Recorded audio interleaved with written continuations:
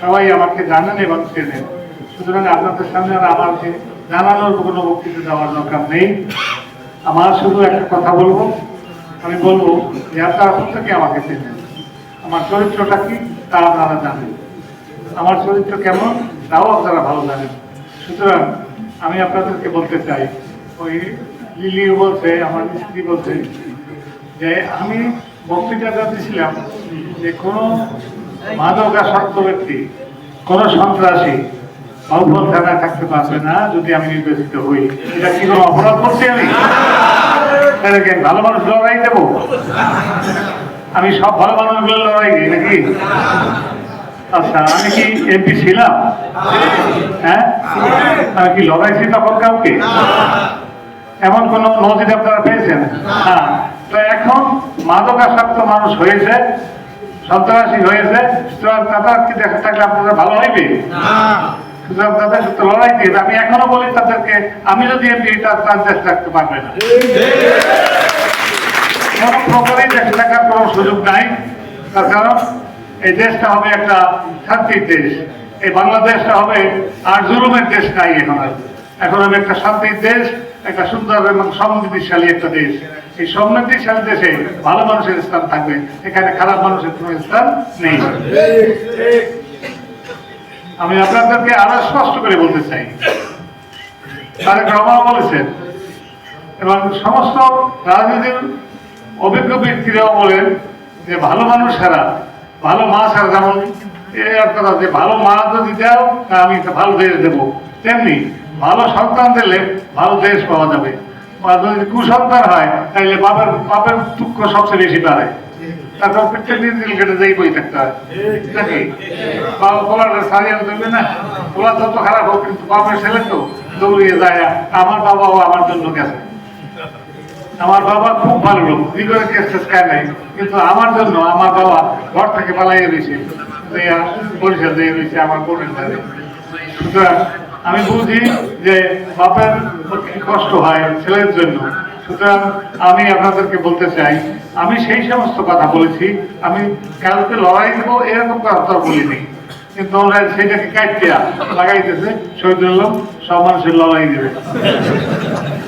এ যদি রাজনীতি হয়, এ যদি সাংবাদিকতা হয়, তাহলে আর এই সাংবাদিকতার কোনো মূল্য নেই।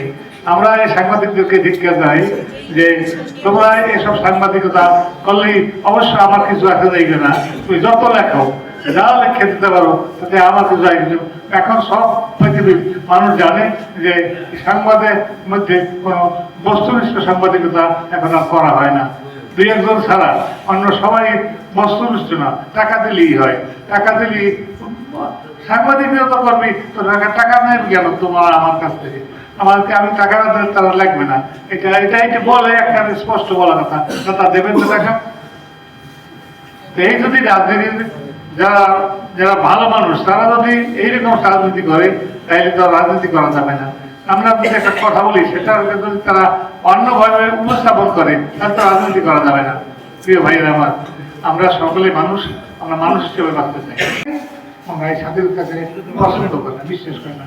ওনারা এখন বিশ্বাস করে এই জুলাই যোদ্ধা, কিন্তু জুলাই যোদ্ধা আমি অস্বীকার করবো না, কিন্তু ঠিক আছে তারা একটা যুদ্ধ করতে পারে, যুদ্ধ করছে নষ্টনীতির যুদ্ধ করে এটা তখন দেশের আবহাওয়ার জন্য সাধারণ আওয়ামী লীগের যুদ্ধে চলে গেছে, আওয়ামী লীগের লোক আওয়ামী লীগের যুদ্ধ দিতে করছে। সুতরাং আওয়ামী লীগ সেখান থেকে বিতাড়িত হয়েছে, সেহেতু আমাদের কোনো দোষ নাই।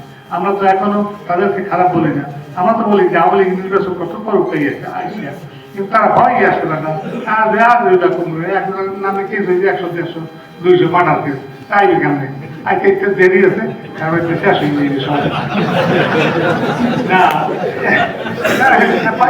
কথা বললে ভালো কথা। আপনার একটা দল করেন, দল তো করতেই পারে মানুষ, সবাই তো আমাকে একা ভালোবাসবে না, আপনারা যে ভালোবাসেন, কিন্তু আমি নির্বাচিত হয়েছি তো 70,000 কোটি টাকা দেয়, এটা তো স্বীকার করেন নাকি?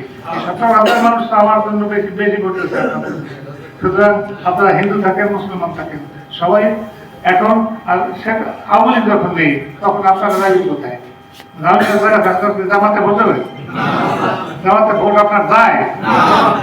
যারা আমার মাকে নির্যাতন করছে, যারা আমার বোনকে নির্যাতন করছে, যারা আমার সমস্ত 30 লক্ষ মানুষের হত্যা করছে, তাদের দিকে ভোট আপনাদের যাবে? আপনারা মুক্তিযুদ্ধের সপক্ষে শক্তি, বিএনপি মুক্তিযুদ্ধের সপক্ষে শক্তি, আর ওটা হলো জামাত। জামাতের কি পক্ষে আপনারা যাইতে পারেন কোন রকম? আমার তো যাওয়া লাগবে না, আপনারাই তো যাবেন না।